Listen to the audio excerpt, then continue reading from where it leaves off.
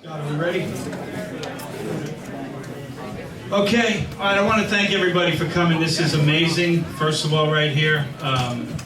It's starting to feel like family already, right here. So many great friends, so many great collaborations, and it's just really, it's overwhelming to see the support. So, thank you all for coming. Appreciate it very much. I'm not going to talk a lot. We got a bunch of people that are going to speak.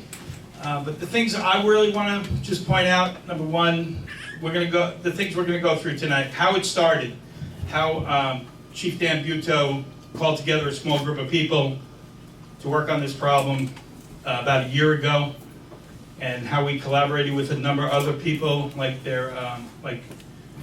Eric Adams from Laconia, who's on a grant to help with this problem. Chief Morency, former Chief Morency, I call him Chief Morency, city councilman, pet officer, man of many hats over there. Everybody, Dave Mara, who helped out quite a bit. I'm going to leave a lot of people out, sorry, don't feel bad, don't feel slighted.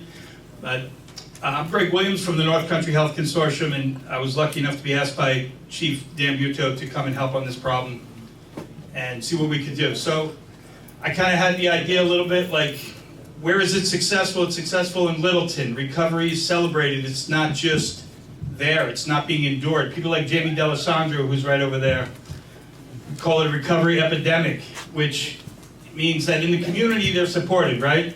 So there's a recovery center. There is recovery housing. There is recovery-friendly workplaces that are vibrant there. And there's a supportive police force. Those four things really contribute to an individual walking around and feeling like part of the community, not feeling like an outsider, and they're able to sustain their recovery. And when I say sustain the recovery, I mean in the housing, in the workplace, in the community, and interact with police officers and not feel left alone and isolated. That's where addiction breeds, right? So those four pillars, we have two of them now. And I'm proud to say this is like a victory lap for this place, so let's give it a round of applause for just where we are right now.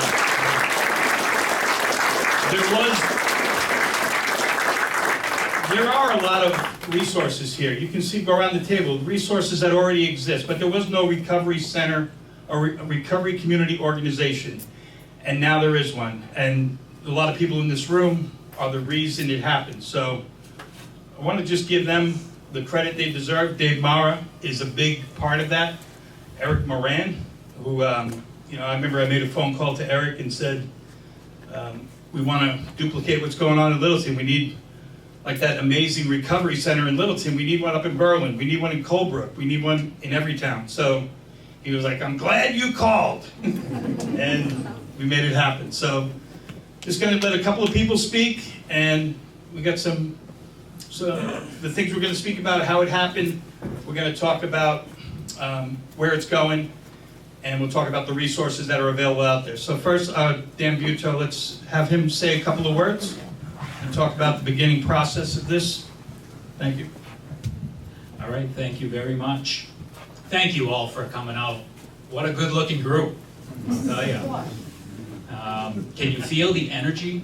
The positive energy in here, unbelievable. I just walked in the doors here tonight, and I'm like, wow, this is community support right here, and this is what's going to make it succeed. This isn't a one person, this wasn't kicked off by one person, this was a group of people that came to the table, saw the problem, said, what can we get behind as a community? And that we decided recovery center, recovery organization. And wow, that was last October. And we've been just charging full steam ahead. And great partners all around. We got 110% support from our city leaders, mayor and council, and other community leaders. Dave Mara was right at the table. One of the first phone calls that we made, I can't remember, I almost think he reached out to me first. And a number of others, just like Greg, if I start naming people, I'm gonna forget. So, on the numbers side, just to let you know what sparked this, we had 11 overdose-related deaths in 2022. Actually, I was just talking to our detectives today, and we were looking back a little bit further, and from October of 2021, we had 25. Some of those are pending, still under investigation, but suspected overdoses. So Berlin area has gotten hit hard. And so that's a struggle, but we're not measured by that struggle. We're measured how we respond, right, to that struggle. What do we do here? And I think the community has come together. I think with that, what's gonna cause this to succeed is that grassroots effort, not necessarily government involvement, although we need the government involvement and those dollars that have come in, but it's gonna be the grassroots, it's gonna be all of you that make this happen and make this succeed. So thank you all. You got a lot of good speakers here, so I'm gonna get out of the way. Thank you all for coming out tonight. I appreciate it. Thanks, Sam. Next, I want to have Pete Morency speak just a little bit. Good evening, everyone. A lot of you may know me from my previous job as police chief, and when I was a police officer, I did a lot of drug work with the AG's office, and I always left that maybe I was stopping some of the flow, but I wasn't really helping anybody. So as a city councilman, I said, you know, we really need to jump on this opioid abatement monies, the funds. They were pushing all this stuff, and they should help do some recovery. From that led to the current chief inviting me to the table and saying, how'd you feel about being involved in a pet officer program? And that is prevention, education, treatment. I said, you know what, this area needs it. We need it. And more so, I don't want the police to be the enemies anymore. We're here to work with you. I want to show up on a scene and you know that I'm going to provide services to you. I'm going to bring something to you that you may not know is available. I didn't know. I've got 3.5 pages now that I put together that I didn't even know existed. They're coming out of the woodwork. But it's a matter of coordinating them and getting them to you. Getting them to the people that are ready. Getting them to the families. We need to change what's been going on. And nobody's going to do that for us. We need to do it. So if there's something that you feel you need from the police department, please reach out to me. And I will make sure that those services are made available to you. I'll work with you. There's a lot of training in this, and there's a lot of those connections that need to be made. I was amazed at the people that we have in this community that are ready to help. So enough about me, but I just want to say it has to do with the you need some help, you need some resources. We've got some great people here. Thanks for coming out. I mean, this is great. Thanks. Yeah.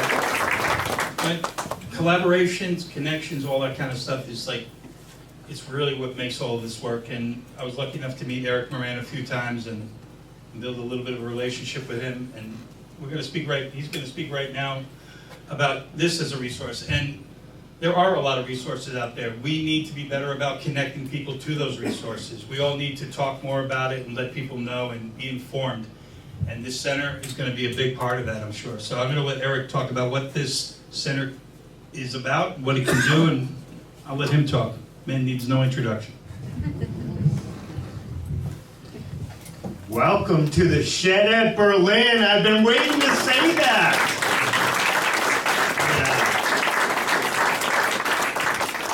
I spent the weekend in here, both Saturday and Sunday, getting the floor painted because I was expecting a turnout. I was not expecting this good of a turnout, so thank you everyone for being here.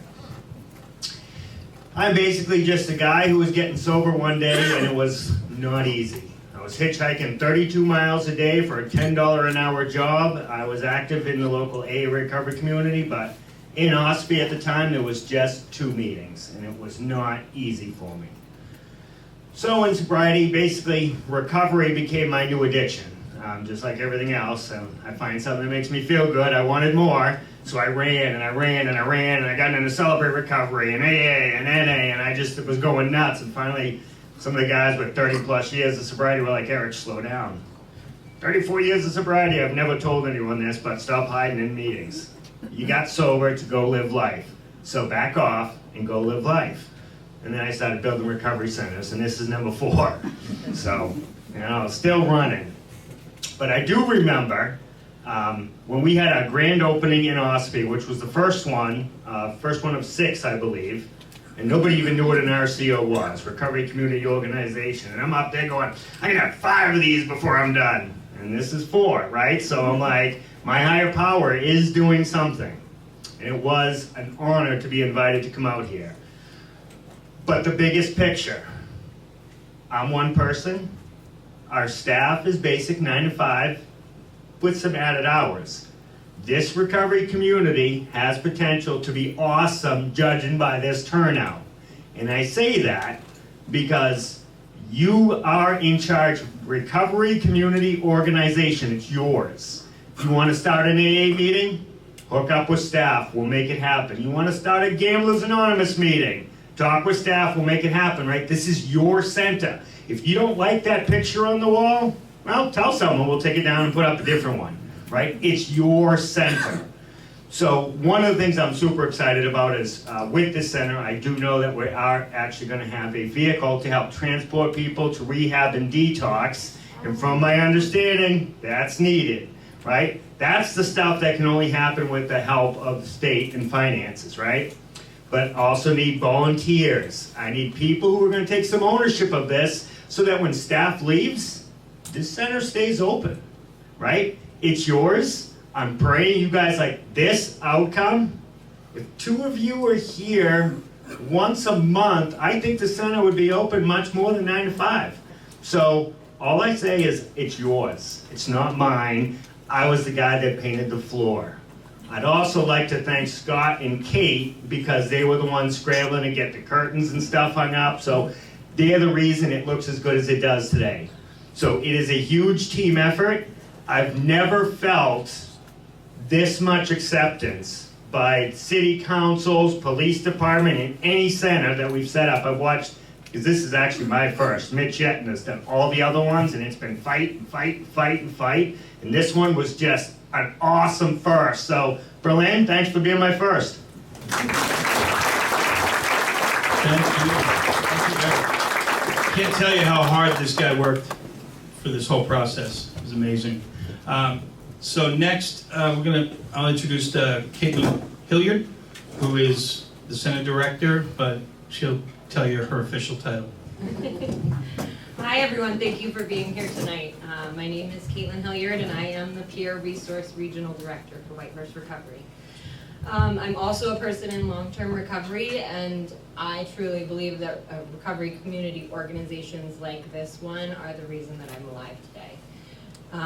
I struggled with addiction for 7 years, and I completed my 7th inpatient treatment program in 2018, and I walked into the doors of the Littleton Center. There I was greeted with other people who understood what I was going through and resources to help support my recovery. I made connections with people who were trying to improve their lives, and I was given opportunities to volunteer and help other people to gain new skills and help me in my professional development. That support that I received in Littleton is what I hope to replicate here. That's my goal. That's the difference in people's recovery journeys. So I'm really moved by the support that we have here tonight. To see what has happened in Berlin and to see the community come together like this is I'm just echoing what Eric said. It's just amazing. There is typically some community resistance to recovery resources. So I don't have words for this turnout and for the support of the community that's here tonight. So it's my goal to help make this place welcoming to anybody that comes in here looking for help, and to give everyone the support that they need to be able to succeed and sustain their recovery. So I just want to thank everyone for being here tonight, and I will share my time. Thank you. Before we go forward, I just want to recognize Paul Grenier, the mayor, Berlin mayor. Thanks for coming. Joe Kenny, Councilman Joe Kenny. is here.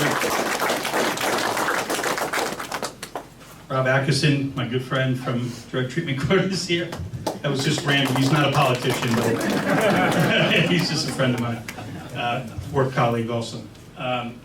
So I'm going to move forward to another individual who works for the government, Dave Mara. And I have to tell you, I've known Dave for probably 4 or 5 years.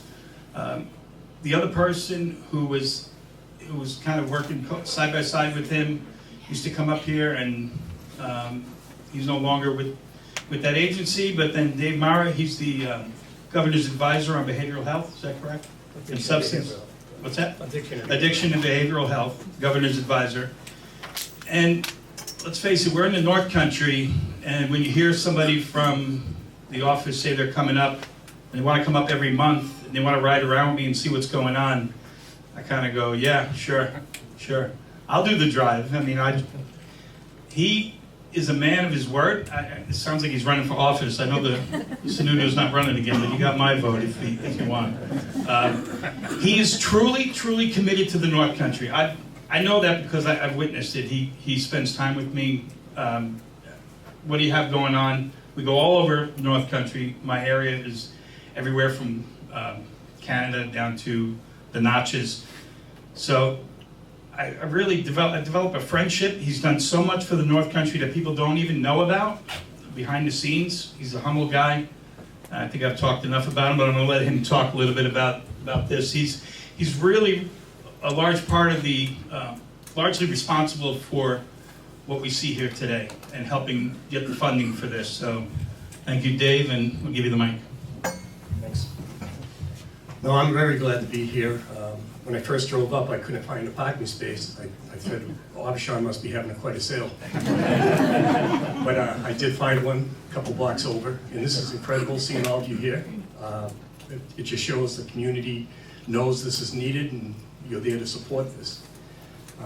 A lot of, Greg, that was very nice things you said, by the way. We've known each other for 7 years. But Feels like 4. But very nice things you said about me, but my involvement in this was just that I just listened and I just put people together. When you have a chief of police that is talking, hey, we really need a recovery house, asking how can we do that. Me as a former chief of police, there's not many chiefs out there that would be doing that. And then you have the ex-chief of police who's on the council supporting this. You have the mayor behind it. I said, I go back to the governor and I told him, what was happening, and he says, yeah, support, give him as much support as we can. And so all I did is we got Cheryl Palcapelli. Now, he explained what a RCO is. The state every year allocates money from the Governor's Commission on Alcohol and Other Drugs, and it goes to the RCO. It's several across the state. You've heard that Whitehorse has. Well, we're going to have 50 if you're still working. But anyway, so Cheryl is what happens, Cheryl works for the facilitating organization. She basically gets the funds and she disperses them. So, and she's an expert. So she got involved.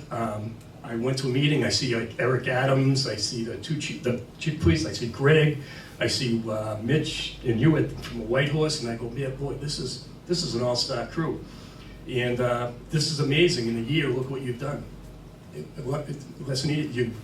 So what happened with the funding is that the commission, Governor's Commission on Alcohol and Other Drugs, once they were told about what you're trying to do here, they're the ones that allocated the money to get this place open and to get it up and running. The Opioid Abatement Commission, I'm on that, and we voted a few months ago, to give more money to the RCOs to make sure that they keep on getting funded. And it reinforces to me how important these RCOs are when you hear somebody with lived experience talking about how it saved their life.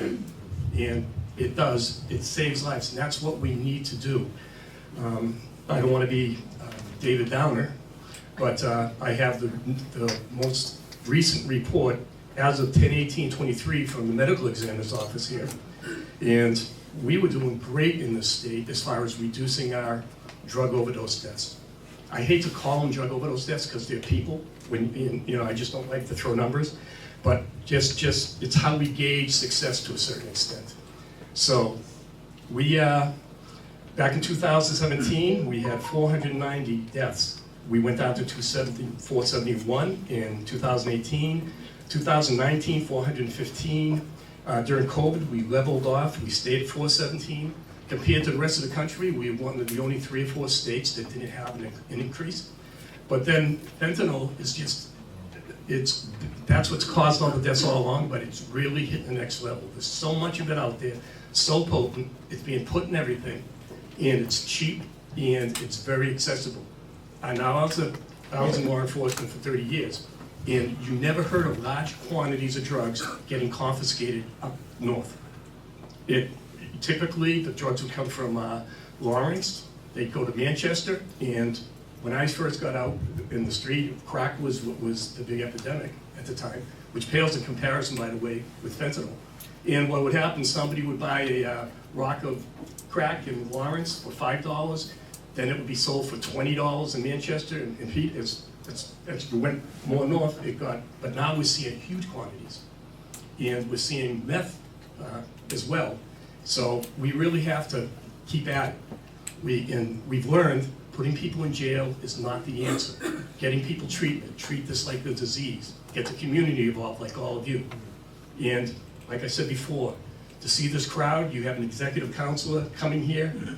You don't see that. You don't see executive counsels at recovery, grand openings recovery places. So you have support really widespread here.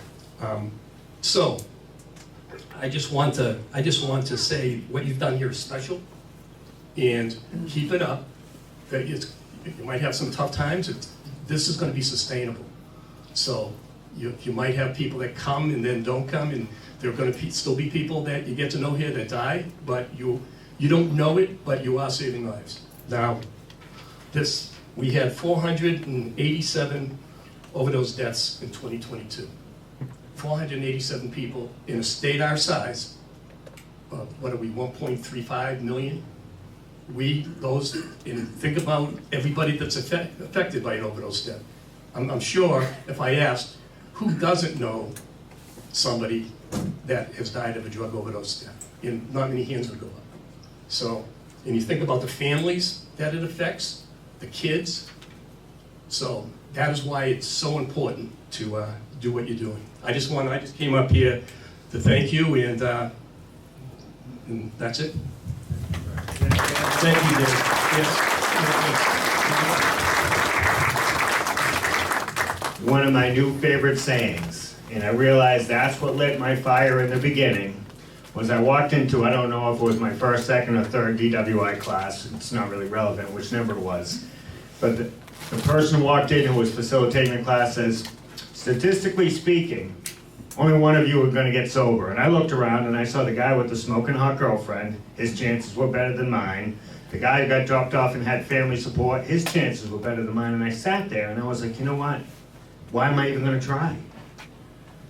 So now I like to get down to, because of smart recovery, what is the truth of it? The truth is every single human being is capable of becoming addicted if they put a substance into their body over a long enough period of time. That might vary from person to person, but that's the truth, right? The other truth is every single person can recover if we support them properly. Now that's what I believe, and I think that's how we have to start talking. It doesn't mean everybody's going to, but everybody can. So if we give them the support that they need, which is what I hope happens through the center, we are going to make a much larger than normal difference in our community. And again, thank you all for being here. Thanks, sir. I want to make a little announcement about Nalox boxes and Narcan in your community. And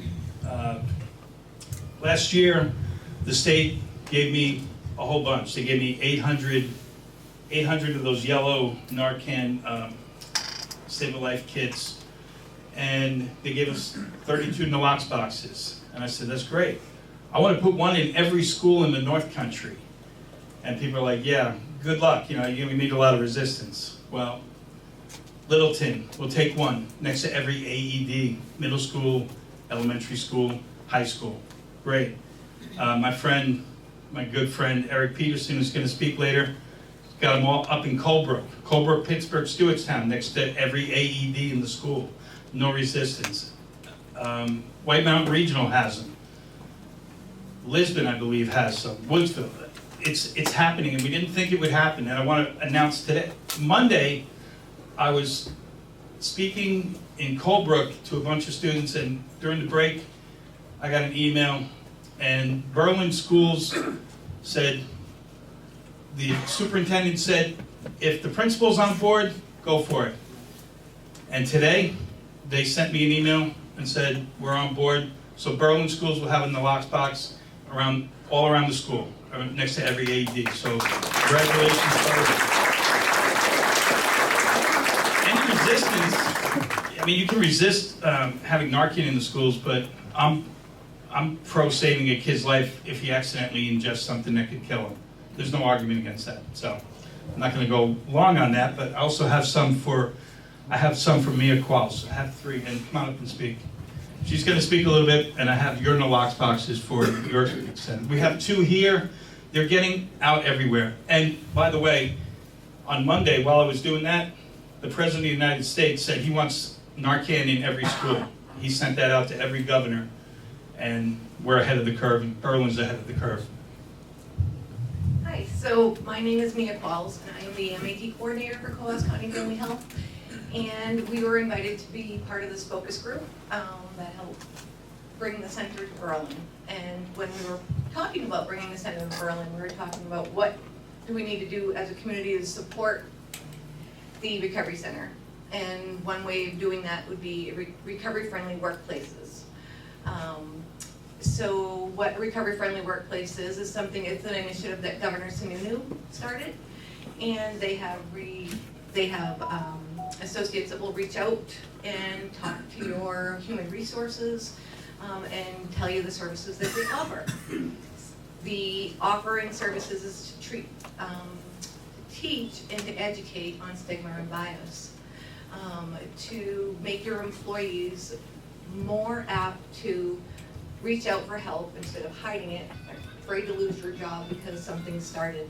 Like you said, it takes something long enough and everyone's addicted, right, to a substance.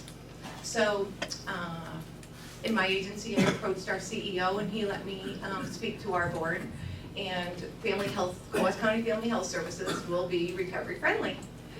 And how that starts is really easy, so there's not a lot of work. So becoming a recovery-friendly workplace is not a lot of work. Pretty much what you do is you announce to your staff that you are open for discussion and for help and for resources and training and how we change stigma and bias, because that will change the outcomes for our patients.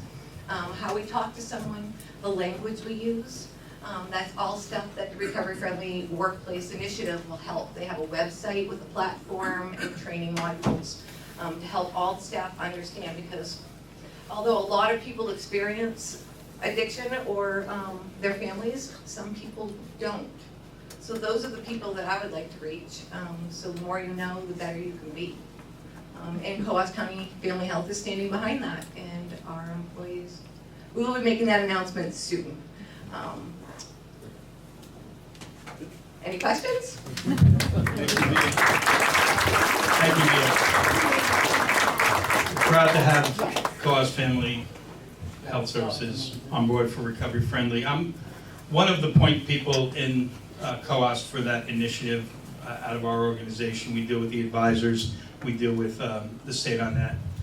I'm also proud to say I went to Berlin City with Pete Morency, and Pete I'm not lying, people back me up on this, but we walked into, my buddy Chad Crane works there. He's in charge, whatever that title is, and it's almost like he was waiting for us. He has 147 employees, and he is committed to becoming a recovery-friendly workplace. So they're getting on board, the paperwork's getting done. 147 employees. That means 147 possible, unless family works together, but families that can get the information, get the education, get the resources and shared resources from the recovery-friendly workplace. And that's huge. Berlin City, large employer up here. And we encourage everybody and anybody, whether you're a business of 1 or 500, you can sign up. If you want to get a hold of me, there's some paperwork over there.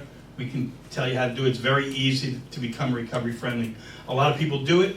They don't know that they're already recovery-friendly. I said, yeah, I'm going to help somebody if they're struggling. How can I help? This connects you to a whole bunch of resources, and it really shows to the public that you are supporting your individuals, which is huge, because your employees might think it, not know it. Now they know it. And the next person we're going to have talk, when I was talking about recovery-friendly and starting in Berlin, yeah. Oh, go ahead. I'm not afraid. First, I was afraid to talk because last time I was in Berlin with a large group of people, my son played for West High School hockey, and we had a hockey game, and everybody was screaming at us. So, I don't know if you still, but it was a great atmosphere. But I just want to talk, just make a few points about recovery-friendly workplace. When we first started it, it was just an idea, and we didn't have any employees, people doing it. Now we have. We have at least 350 businesses, and don't quote me on this, and I think we're up to 90-something thousand employees. Now, if you think about that, 90-something thousand employees, the labor stats always are pretty steady. We have about 700,000 people employed in the state. And I already talked about how we have 1.35 million people in the state. So if we could get the vast majority of businesses on board with this, think about the prevention message as well. We have all these, they're going home and they're talking about it at home, and it's a great way to remove the stigma. And also, another advantage is that for businesses, is that it's been shown, if you focus on your people, your employees, who are in recovery, and you focus on it just like any other disease by giving them help, resources, you're going to cut down on missed work days, you're going to cut down on workman's comp, sick days, so it's beneficial. And plus, we have a very low unemployment rate in the state, and it's tough to get workers. The more people that we can get into long-term recovery and get to work, it's best for everybody. And if you talk, and I don't know it, I just know it anecdotally, but when you talk to somebody that's in recovery, and correct me if I'm wrong, anybody here, but a big point is when they start working again, what it does for them, that they're contributing, that they feel like they're contributing. So I could talk all along about recovery-friendly workplaces to become a national model. There is we have a community of practice. It happens virtually, quarterly, and there are 32 states and a couple different organizations in Canada that get involved in it. And there's also going to be a national organization that's going to be fashioned after New Hampshire's. So that's the last time I interrupt you, right? That's 2 mics if you want to. I thought you were grabbing the mic. That's a perfect segue for the next thing that I'm going to talk about, and that's some of my colleagues at work. When I said I'm going up to Berlin, I got to find some businesses that want to become recovery friendly. One of the first names that came out was Exile Burrito. And all you have to do is look at me and go, yeah, I'll go there. I'll go to Exile Burrito. Are you kidding me? And I did, and the food was great, so go there. But what they told me was there's a guy there named Adam who hires people in recovery, who really supports recovery, and I got to know him, and I got to know his story a little bit, and how passionate he is about recovery. And I got to know one of his workers who I've actually, truth be told, I've been in there a few times. I got my punch card almost up to 10. You all know what I'm talking about, the punch card. So I talked to her and I said, she tells me these stories and I want her to kind of speak about it here, about how important it is for her that her employer supports her in recovery. And it's a great story. So I'm going to have Jackie. Is it Goodwin or Godwin? Godwin. Godwin. Godwin. 2 great words. How's everybody doing tonight? All right, so I wrote this long, drawn-out speech, but I really don't think I really need it. Just to give you a kind of clip note version, I'm originally from North Carolina. I'm the assistant manager at Exile Burrito, as well as a mother of 3. I moved up here almost 4 years ago. I was at rock bottom. I was pregnant with my 3rd child. I had lost custody of my first 2 daughters.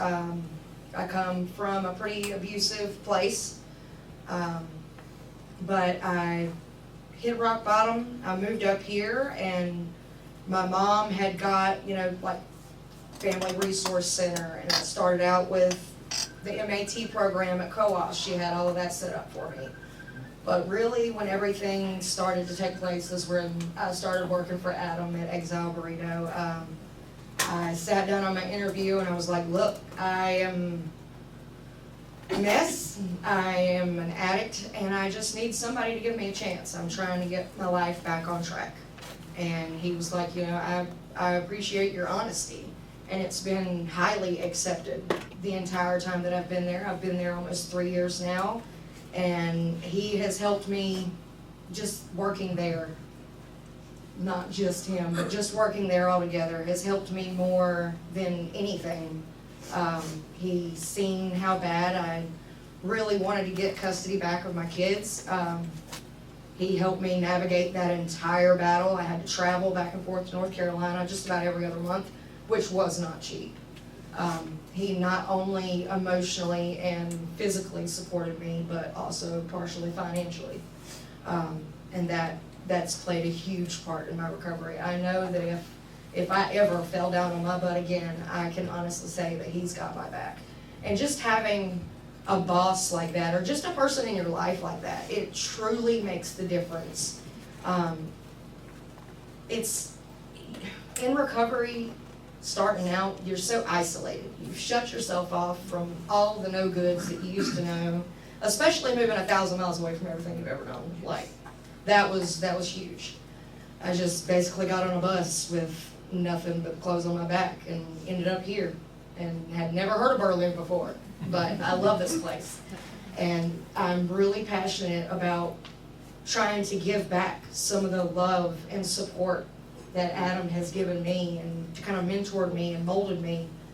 We all need somebody like that. There's days that work that I just can't deal sometimes. Sometimes things are a mess with the kids, or just emotionally I'm not having a good day. My PTSD's been triggered. He gives me grace. Not many bosses do that. Not many places will do that. And just having somebody there like that makes the difference. It really, really does. I think this whole workplace recovery thing is a really good idea. I think it should go nationwide, in my honest opinion. I just went blank. I'm not even gonna lie. I'm looking at all of you looking at me, and I'm just like, oh God! But yeah, I did get custody back of my 2 older daughters. They moved up here about 1.5 years ago. They're both in Berlin schools and thriving.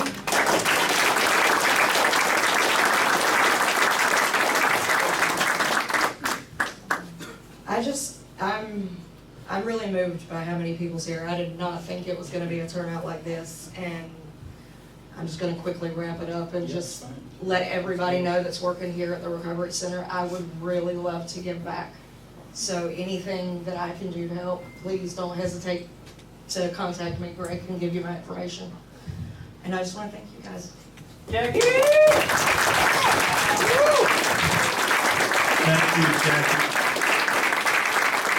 I'll tell you, she was really nervous, and she was really like, I'm nervous, but when I asked her, like, when I was in there ordering my carne asada burrito, she was like, I was like, would you talk without a beat? Yes, I'll talk. She committed to talking, never wavered, but she did, text me, I'm nervous. I'm like, yeah, okay, well, that's good.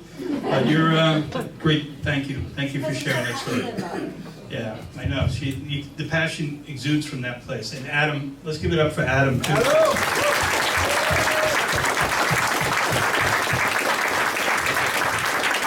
So, in this job, I get to meet great people like these people here, and I also get to make good friends. And I don't know why I'm getting emotional. I'm not getting emotional. I have a really good friend that I play golf with, and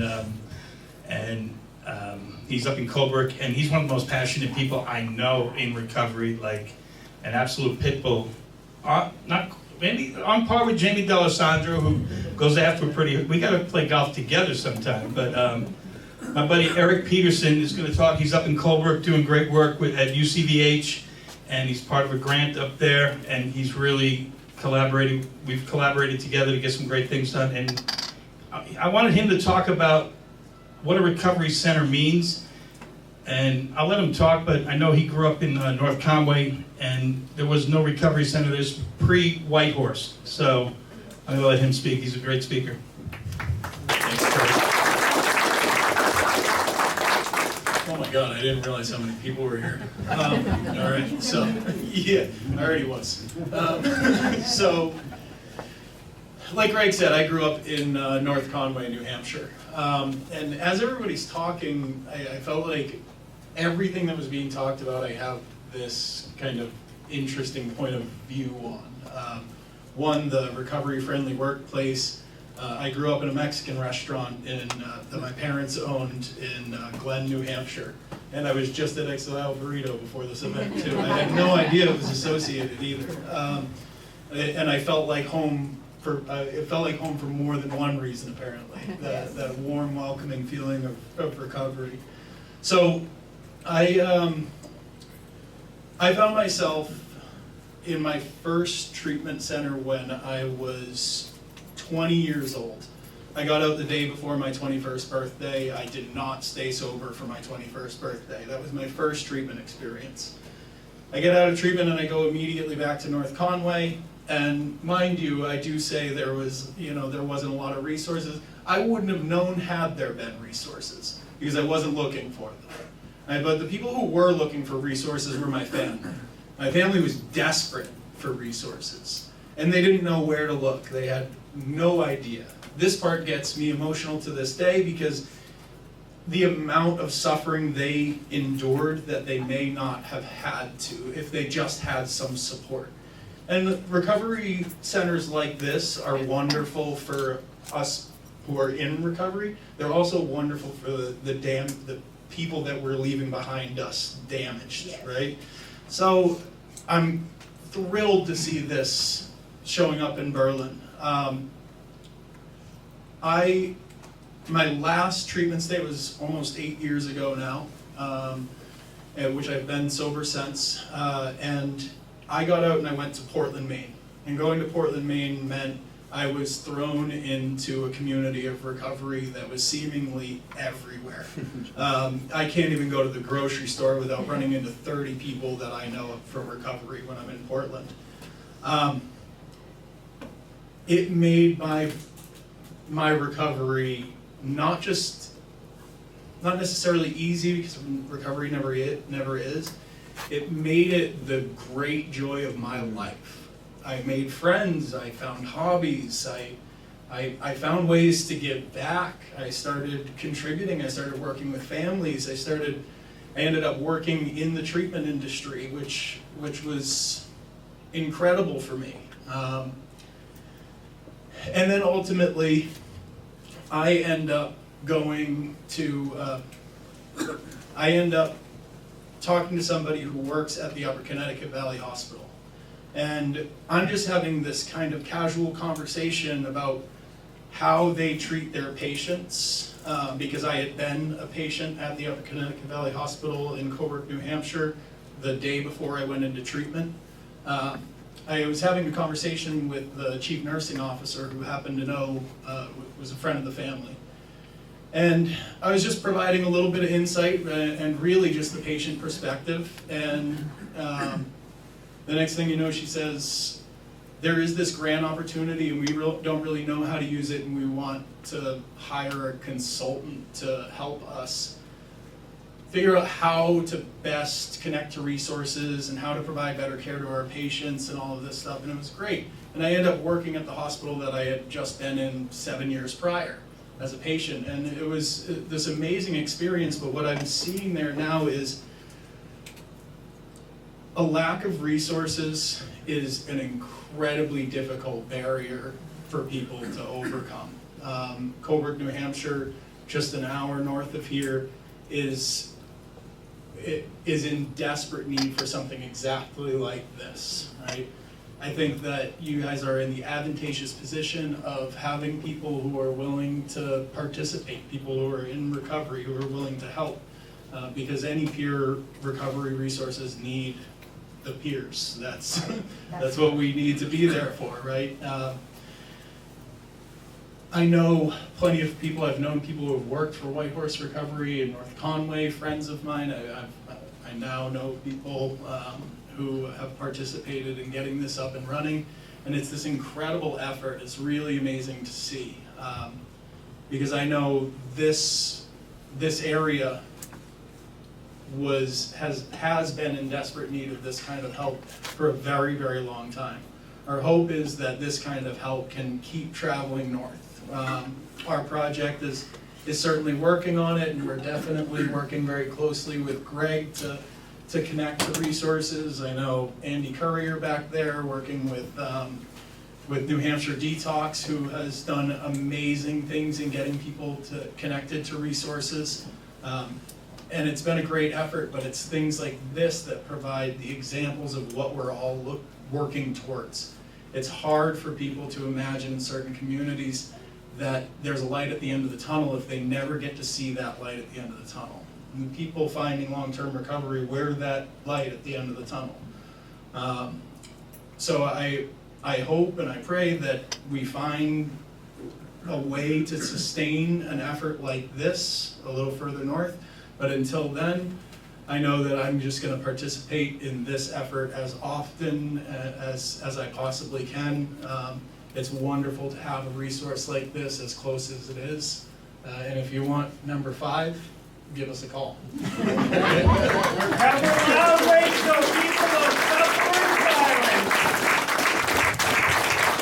Thank you, Eric. Maybe we give him a week off after he's 2 weeks. And then right up there. Yeah, we're working on that. That's the goal, is to get this done, and we want to replicate that model. Thanks for shouting out to Andy Currier, who is an absolute pit bull when it comes to getting people help. Way to go, Andy! Another golf partner. That's a great foursome right there. Andy, somebody asked me. I was in a meeting with Joy Noel and my supervisor, and we were meeting with somebody, and they said, what resource do you use? I said, I use Andy Currier. Well, why Andy Currier, of all people? Because if I give Andy to get somebody into recovery, he goes, he'll do whatever it takes, and I can call him at 4 in the morning, and he doesn't stop. He doesn't stop. He's available all the time. And in recovery, we all know how important that is, right? Like, you have to be available all the time, and Andy is one of those people, so God bless you, Andy. All right. We're in Berlin, and, a large employer up here is the prison system, and I wanted to bring in Bob Nyland to speak about drug treatment court. He's a director for, he's a LADAC, works with Northern Human Services, and he's a director for Coas and Carroll County, is that correct? Yeah. Drug treatment court? That's a lot of hats. Yeah. Thanks, Bob. Let me say that our job is to keep people out of prison. I'm Bob Nyland. I have the pleasure to work for the Carroll County and Coas County Drug Courts. I have, just a side note, I've spent 35 plus years working for Northern Human Services, and all of those years have been right here in this community. And so to see the turnout here tonight is just amazing. And to see the members of the community that are represented here show just great support for the work that we do. Some might say that a drug court team is a very unique group of people, and it is, because it wasn't long ago that the people who work on drug court teams didn't talk to each other. They had different approaches on how to handle situations or how to handle people who had addiction issues. And today, our drug court team is made up of a judge from the Superior Court, county attorney, defense attorney, local law enforcement. In fact, here in Coas County, we have an officer from the Berlin PD that's part of our team, and the local probation departments, and a similar team in Carroll County. And our job really is to help people stay out of prison because they're in a lot of trouble, and most times as a result of the struggles they have with addiction. And so, and our challenge is to help those people get better in the community. And so how do we do that? Well, the team puts a great deal of effort into that, but it's really about the resources in the community. That's where we see success. Our people need rides, basic. They need jobs. They need medical attention. They need housing. They need opportunities that they oftentimes don't get. And so we need the resources in our community to be able to provide them with those opportunities. And in Carroll County, we use Whitehorse. Right now in Coas County, we currently don't have any sober living houses. So we use the sober living environment over in the Littleton area, and we use Whitehorse over there as a resource. And that's how we're successful, with the support from every resource we can gather in the community, with family support, and an understanding that people can change, and they will change if we provide them with that opportunity. And so that's our role. That's what we do. We actually have a couple of real small populations in both of the drug courts, but I'm coming off a week where I started my week with a graduation in the Carroll County Drug Court program, which means that someone has successfully now completed the program, and they're getting on with their lives. And one of the incredible rewards this week was to see this young man's family. And his family consisted of his father and his brother, who happened to come to the court, and his mother was on, did a WebEx into the screen, and there were 6 or 7 little cousins, little girls, that just wanted to get on the screen so they could see their cousin, because they were so happy that they have their cousin back in their lives. And the mom and dad couldn't have been prouder. And those are the moments that make it all worthwhile. So thank you.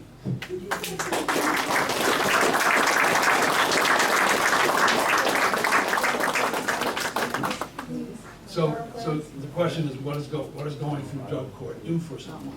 And the answer is that they most of these folks are headed toward a prison sentence, 5, 15, 7, a number of years to be incarcerated. Well, they're not incarcerated. They're out here in the community, and we're helping them get into recovery. We're then helping them find and meet the needs that they have, like housing, like jobs. You're talking about jobs tonight. How do you get back on your feet if you don't have a place to live, if you don't have a job and a little bit of money on your pocket to be able to pay for the kinds of things you need to meet your needs? So those are the kinds, that's what a drug court program is. So the county attorney is on this team? County attorney is a member in all the courts in the state, is a member of the drug court team. Thank you all. Great to see you. Thank you, Bob. And, I appreciate that. If you've never been to a drug treatment court graduation, unbelievably powerful. I'll be there tomorrow. My buddy Rob, that I mentioned before, has roped me into speaking. I'm pretty shy, as you can tell, so yeah. So I'll be there tomorrow, and those are so powerful.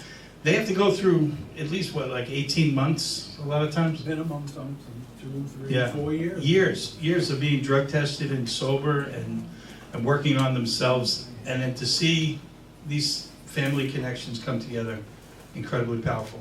I think what we're seeing is a common denominator of collaboration and people talking with each other, different agencies, different entities like White Mountain Recovery Homes is huge. Jamie D'Alessandro, Keith Anderson, what they've done in expanding those all around has helped so many people. It's incredible. So that's a lot of this from what I've seen. I've seen it from its inception and seen it grow. And it's all about collaboration, talking, keeping each other informed on what's going on, and really putting the individual first. So another resource that's huge up here is the doorway, and all around the North Country. So I want to bring in my friend Heidi Richard to speak a little about the doorway, what they do, and what kind of a resource they are and what they can do. So first of all, thank you guys all for coming out. A little bit about me. I am 25 years in recovery from an eating disorder. I did not fully recover till about 5 years ago when I met Jamie, and we started co-teaching in classes. And he reminded me that it was okay to not be okay. And so that is why we are here. It is okay to not be okay. And we have to be comfortable in sitting in that. And so my role as a case manager at the doorway is to sit there in your uncomfortableness and support you, whether you are the family member or the addict. Let's be uncomfortable in that comfortableness, or let's be comfortable in that uncomfortableness, and let's progress forward. My job is to connect you to insurances, to rehabs, to the sober living homes. We have a MAP program within our door. We were one of the very few in the state that has our own MAP program. So we do all of that. I also work very closely with the significant others and the family members and support them as a significant other in a relationship of someone who's been in recovery for 7 years. I supported him for 10 years before he got into recovery. And so I know both sides. I've been there, and it's okay. There's easy ways to access me, 2-in-1 during the day, or just calling the office directly. I'm located right at AVH Hospital at the Surgical Associates building. 2-in-1 also has night services, so even if I'm not there after 5 o'clock, you call them and there's a lady on call all the time who can help connect you to the services. The one thing that this area was lacking is this. And so I'm so grateful to have this program and to have these supports for everybody that I've been supporting for the past 5-6 years. So thank you, everybody. Thank you, Heidi. And that really wraps up our speakers. It's 7:15. This goes to 8 o'clock, but I'm not going to stand here and talk for 45 minutes. So many great, powerful, incredible people here. You know, it's really. I would hope that people hang out, talk, check out all the resources that are here for family members, for yourself, so that we can pass them on and spread them out. If you have anything about recovery-friendly workplace, any questions, please come up to me and ask. Be happy to help you. But lastly, I just want to thank everybody. Thank everybody involved in this, everybody involved in this wonderful community. This feels like the birth of a recovery community in Berlin. So, great job, everybody. And thank you all for coming. Appreciate it.